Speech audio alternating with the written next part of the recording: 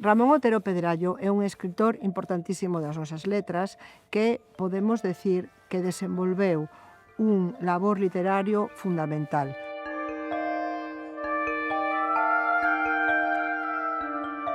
É un exemplo daquel grupo de intelectuais que no período anterior á Guerra Civil, nas décadas de 20 e 30, desenvolveron un labor activísimo en favor da ideación, que diríamos hoxe, da nosa idea nacional, da idea de Galiza. Otero desenvolve un labor literario enorme en todo tipo de xéneros, ensaios, teatro, artigos xornalísticos, narrativa.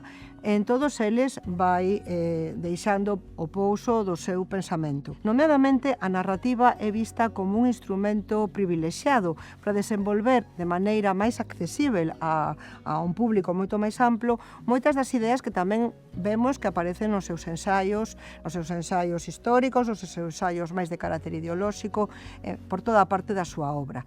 Como se construe, digamos, este discurso identitario na narrativa? El construe determinados motivos literarios, como, por exemplo, a idea do mapa, non? Como vemos Galiza a través dese mapa de Fontán en arredor de sí, construe determinado tipo de personaxes, construe un discurso sobre a paisaxe, sobre o atlantismo, non? Mesmo reflexiona e construe un discurso sobre un certo tipo de religiosidade galega a través de personaxes, de secuencias narrativas. A través de todos estes elementos, pois el vai codificando todo este discurso para axudarnos a entender que é iso dunha identidade nacional. Otero considera que Galiza é unha nación, tal como desenvolve no seu ensaio histórico e moitos outros dos seus traballos, e esta mesma idea é a que implícitamente se traslada a través das liñas da súa narrativa. É unha nación porque ten un territorio, porque ten unha, digamos, cultura que neste territorio se pousou desde tempo inmemorial